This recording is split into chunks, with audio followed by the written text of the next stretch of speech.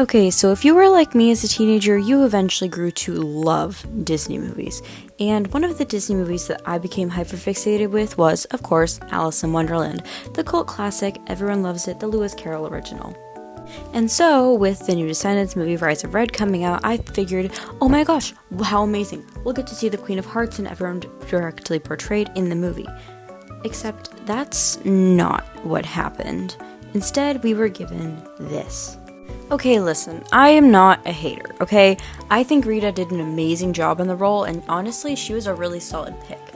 But if you remember the movies and books the way I do, I always distinctly pictured the Queen of Hearts as, well, a chubbier person. And so, in my distress, I took to the drawing book and began kind of drawing my own rendition of the Queen of Hearts. And then I kind of spiraled. You see, what started as just sketching the Queen of Hearts in math class eventually turned into a little bit more. I redesigned 3 of my favorite characters, but honestly, what was I supposed to do? So hi, I'm Kitty Cat Art, and here is my alternate universe for Alice in Wonderland and their redesigns. To start the video, as any Alice in Wonderland video would start, we're going to start off with redesigning the Queen of Hearts. In my mind, the Queen of Hearts has always been a chubbier figure. Now, I'm not throwing any shade to Rita Ora, or... is it Ora? I don't know. Not throwing any shade to the actress in the movies, any of them, or to Ever After High, but in my mind, I always saw the Queen of Hearts as chubbier, rounder, kind of more of a larger person. And I was kind of let down when I saw her portrayed as this really skinny girl who was just kind of sitting there. So in this version of her, she is much more round. So before I start talking about more of the design, I want to talk a bit more about her personality changes. Now, in this world, the Queen of Hearts isn't a queen yet. Right now, she's just more of a lady of hearts. She isn't the queen, she becomes the Mad Future, but she does run into some of the problems that the Queen of Hearts does in the future. So, in this version, she is a lot younger than she is in the original, and honestly, this book takes a lot of inspiration from Heartless from Marissa Myers, with both of the characters being younger ladies, and both of their names being Catherine, because honestly, I really don't see Bridget as a name for the Queen of Hearts. But that's just my hot take on the situation. So, in this version, the Queen of Hearts is not quite a queen, but a queen in training. She's studying under the current Queen of Hearts, who is known to be kinder, more generous, and overall a good person. Now that I've got some of her character out of the way, we'll go into a bit more in a second. Let's start talking about the design and what I'm doing in the drawing right now. So all of this started from a sketch I did in math class. Because honestly, what else was I supposed to do? So in the original sketch, I have her kind of on this fluffy, puffy dress with kind of like a bone-like structure around it, and a very simple bodice. Now, I took a lot of inspiration from the Ever After High designs, and a little bit of inspiration from the Monster High designs and the way they looked and kind of felt with the complicated details and the intricate bodices. So here you can see that I pulled some inspiration from that and gave her dress a lot of patterns, gave it kind of a busier feel, with hopefully not overcomplicating it. I pulled some inspiration from the red roses that are so notably noted in Alice in Wonderland to kind of create that bodice feel where we have the rose vines spiraling around it, and then I have, since she is a queen in training and not obsessed with the hearts yet, I have her on all of the patterns. You can see diamonds kind of in the corner there. I kind of ran out of room for the diamonds, but they are represented along with all the other sweets today. Ugh, why can't I talk? Now moving on to the hair. If you noticed, I kind of tried to sneak in like as many hearts as I could. So you notice hearts in the bangs, hearts in the buns, heart on her cheek. I feel like I put a heart almost everywhere that I could put one in terms of her design. I didn't want it to feel too heart-focused because, like I said, she is a queen in training, not quite a queen yet. But I did want hearts to be the predominant focus because she is, if nothing else, training for the hearts position. Here you'll notice me putting her on some of these like fun, poofy, puffy what are they called? I think, hold on, let me Google that.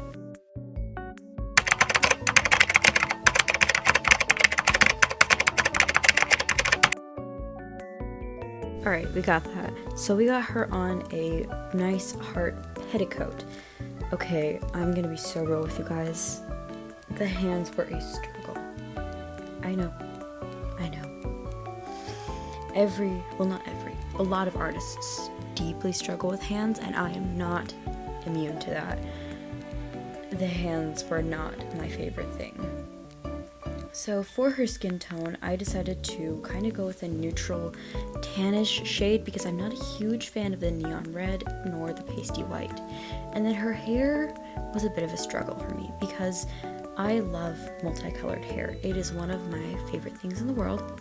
But you'll notice me cycle through like 4 different colors for her hair, as long as different roots, different styles, different stripes.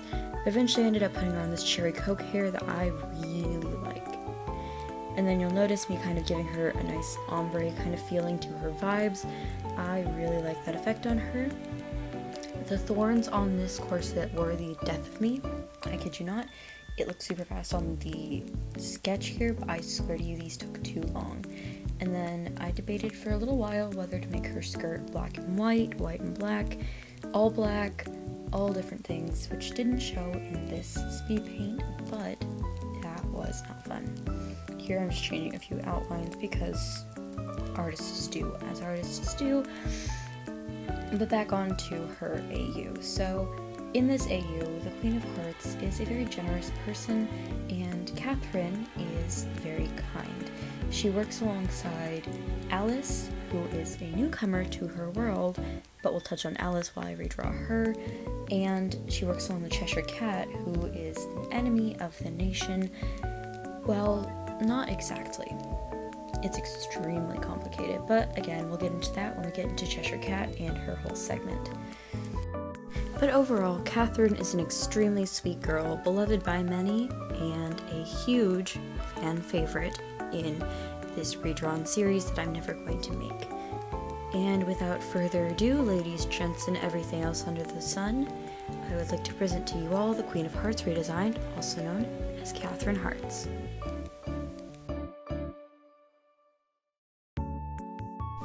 Alice, oh Alice, how I have longed to redesign thee. You see, ever since I became obsessed with Alice in Wonderland, I have always had a few questions about her design.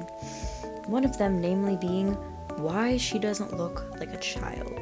I do understand the time zone and everything that was going on in Britain at the time, but she still doesn't look like a child. She looks very neat, prim, and proper, which again, I do understand the times and all of that, but in redesigns, she always still looks very prim, very proper, when we know her to be kind of a roughhousing, kind of messy kid.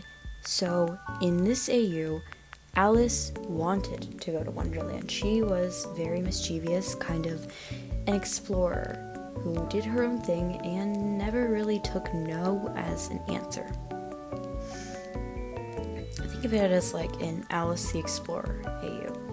So in this alternate universe, Alice wanted to go to Wonderland. So she was planned. I've got her on this fun little corset top that's practical but also laces up.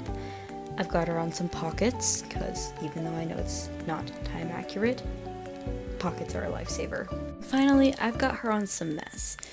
Because look everybody, even in the original universe, there is absolutely no way that Wonderland was Alice's first endeavor, in my opinion. She had to be causing some sort of chaos at all times for her sister to be so calm and patient with the fact that her sister was causing absolute mayhem. Not absolute mayhem, but I'm going to be dramatic for the sake of dramaticism here. So, in my AU, Alice is a little more roughed up. She's got some messy hair, she's got some bruises, some band-aids, she's missing a shoe, all the works. But she is having the time of her life. Think about like Ellie from Up. She is just this messy, adventurous kid who loves exploring with all her heart.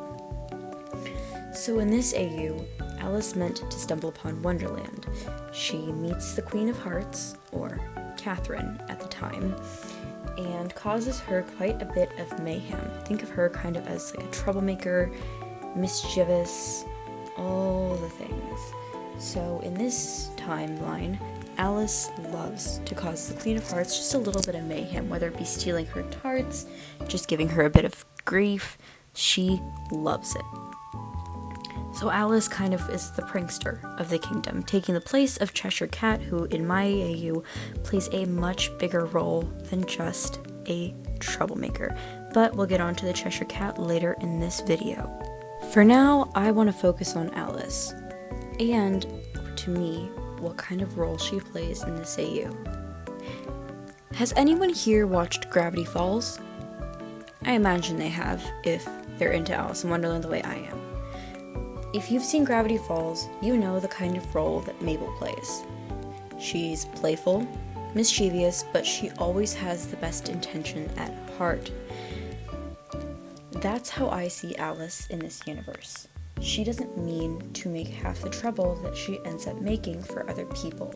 Instead, she ends up making a lot bigger of a problem than she ever imagines, kind of like Mabel in Weirdmageddon. She just wanted to stay in Wonderland for a couple more months just so she could find her footing. I mean, she was finally getting people to warm up to her as the only human from another dimension. Instead, she was met with a kind of coldness. See the Owl House, Amphibia, and Gravity Falls as a reference to another dimension kind of merging into another. I highly recommend all those shows, and Star vs. the Forces of Evil. So, Alice is kind of like the Mabel of this series. You'll notice as we get into coloring her, which is about to happen on screen in a few seconds, that I gave her a bit of a darker skin tone. Now, I didn't give her a dark skin tone intentionally. I gave her a tanner skin tone because Alice is white, and that's this universe for me. Of course, interpret it however you want. But in my universe, Alice is white. However, as someone who spends a ton of time in the sun, she's accumulated quite a bit of a tan. So Alice is pretty tan all around and just a very warm colored person.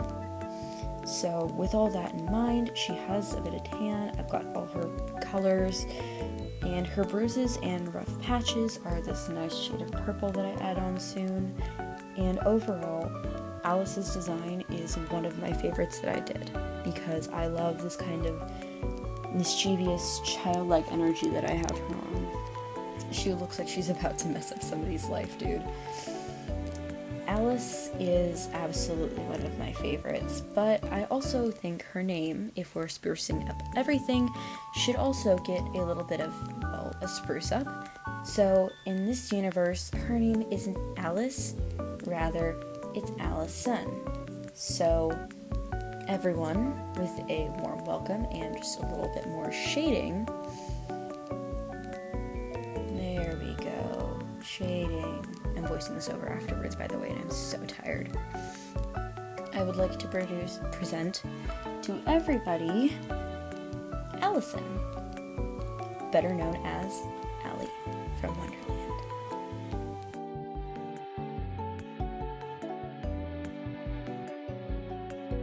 Ah yes, the person I've teased the most of from the very beginning of this video when I first brought up my redesigns. Everyone, it is the, 14 minutes waited for Cheshire Cat. In this universe, the Cheshire Cat is a girl. No, it's not because of any reason other than the fact that I simply suck at drawing men. In this universe, the Cheshire Cat plays a much bigger role than just a prankster or a playful little character. In this universe, the Cheshire Cat used to be a queen. Yep, you heard me right. But not of hearts. She was only ever a magician of hearts. Think of her as the court jester of hearts.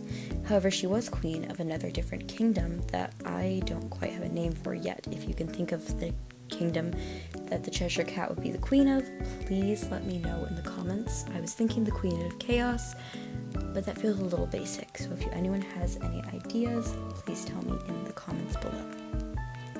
In this universe, the Cheshire Cat longed to be the Queen of Wonderland. She longed to be the Queen of Hearts. However, she never really achieved that goal, seeing as there was a bloodline of queens to follow. However, when the latest queen did not have a daughter, she was ecstatic because she figured this would be her time to shine. However, she gave it up to a lady-in-waiting. That's right, that is Catherine's mother in this alternate universe. So, Catherine's mother, still technically being a lady, not exactly appointed to queen yet, Allison not even existing in this universe, the Cheshire Cat sought out Catherine.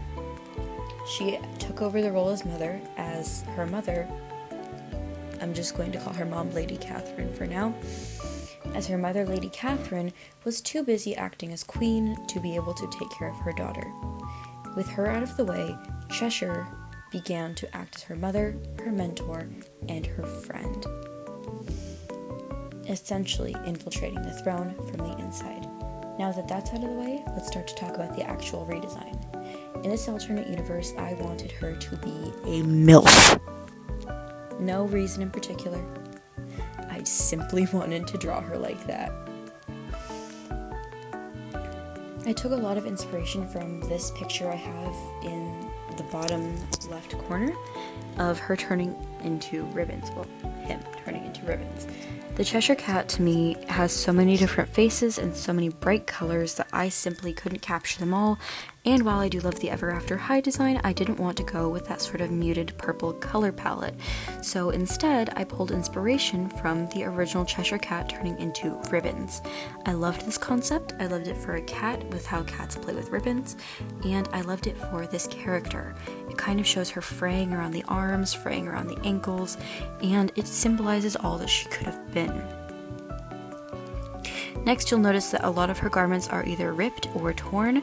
It, to me, implies that she had a much more ornate costume once upon a time that she tore off herself to become this new person. So, to me, that's who the Cheshire Cat is in this universe. Now, with that out of the way, let's talk about all the characters' relationships to each other, starting with Cheshire Cat because she's still being drawn on screen. Cheshire's relationship to Allie. They don't have too much of a relationship, however, Cheshire does see her as an asset or somebody that she can use in the distant future to help her possibly ascend the throne, hopefully trying to target Catherine's weak spot for children through Allie. So she has been seeing her and trying to manipulate her. And no, I don't mean seeing her as in seeing her. I mean that as in visiting her. Allie doesn't know that Cheshire Cat is a bad person. She simply sees her as a fun friend in this universe, and she has no idea. Nor does Catherine. Catherine's perspective on these two people is that Allie is some sweet young child in need of guidance and a mother's care, since she did never get any care from her own mother, mommy issues, and she wants to take care of Allie as a kid and through the rest of her life and sees her as her own daughter. Now, she views Cheshire Cat as creepy. She is not a big fan of Chesh. She knows who her mother is. She knows that her mother is busy on the throne, and frankly, it leads her to wonder frequently why Cheshire Cat acts the way she does around her. Cheshire Cat views Cath as her own daughter. She has become extremely fond of her, but it's kind of like a Rapunzel Mother Gothel situation where even though she may act like her mother, she is not her mother and feels no true maternal connection to her. Anyways, the Cheshire Cat is in this universe overall kind of a general creepy person who's kind of like Alistair from Hazbin Hotel, cursed to always smile. Yeah, never a fun curse to look at through any universe. But she enjoys it, taking a kind of happiness in the manic smile she's always being forced to wear. Alright, in this video, I'm just going to finish up some shading, give you guys a few last words, and ladies, gentlemen, squirrels, and everything else. Without further ado, may I present to you Kitty Cheshire, also known as the Cheshire Cat.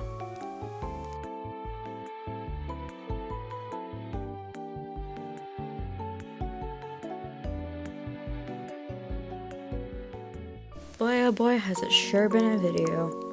Well, I hope you guys all thoroughly enjoyed my redesigns. I know I enjoyed redesigning them, and if you enjoy this kind of content or have any other shows or movies you'd like to see me redesign, I have a ton of fun ideas for things like that, or ideas that I really enjoy from shows and movies that I really enjoy. So if you like this content or you like me, please make sure to drop a like, subscribe, comment, and hopefully I can continue or begin posting more. As of right now, this has been Kitty Cat Art, and these were my Alice in Wonderland redesigns. Have a great day, drink some water, eat some food, and hopefully I'll see you in the next video. Bye bye!